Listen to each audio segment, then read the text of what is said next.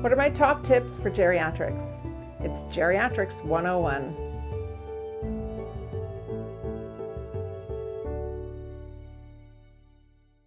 I'm Dr. Nicole Didyk, and I'm a geriatrician who's worked with older adults and their families for about 20 years.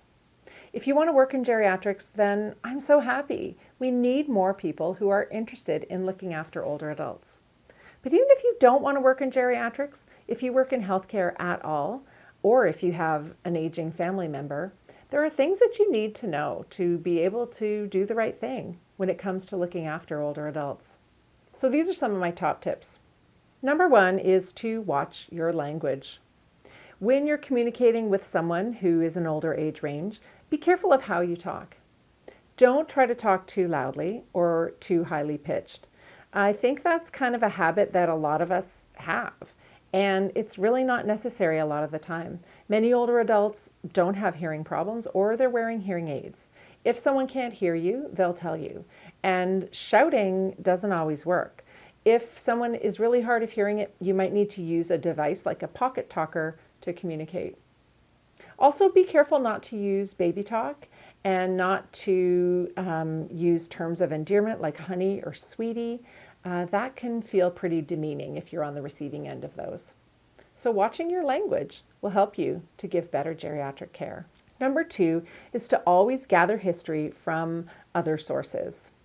Now, this isn't because older people are unreliable, but if someone is living with a dementia or another cause of memory changes, they might have a different perception of how things are going than someone who's in their friend circle or is a family member. So it's really important to get the perspective of the so-called collateral informant. Oftentimes, especially with things like Alzheimer's, somebody can give a very convincing story of how they're managing their day-to-day life, and a family member will give a very different picture.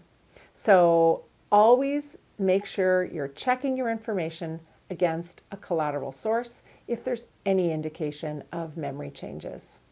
Number three is to take a good activity and sleep history.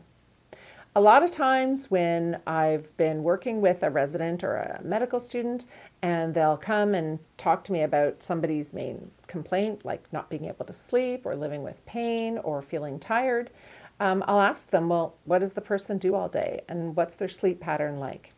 That gives you really valuable information. And just asking someone about a typical day allows you to find out what kind of activities they might need help with, how much they are sleeping, what the pattern is like, whether they nap in the daytime. That kind of information can be extremely helpful, so don't ignore it. Number four is to think about things that are going on below the waistline.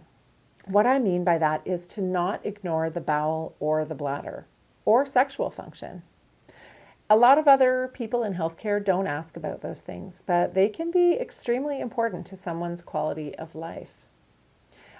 Even asking about incontinence. So that might not be the reason that the person came to see us, but it might be the most important thing on their list of what they're hoping you could help with.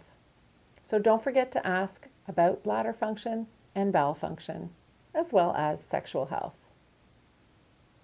And finally, don't forget about medications. Always think about medications as a cause for somebody's symptoms. Whether it's overuse of a medication or being on something that was started 30 years ago and wasn't adjusted for the person's other illnesses or the way that their organ function has changed over time.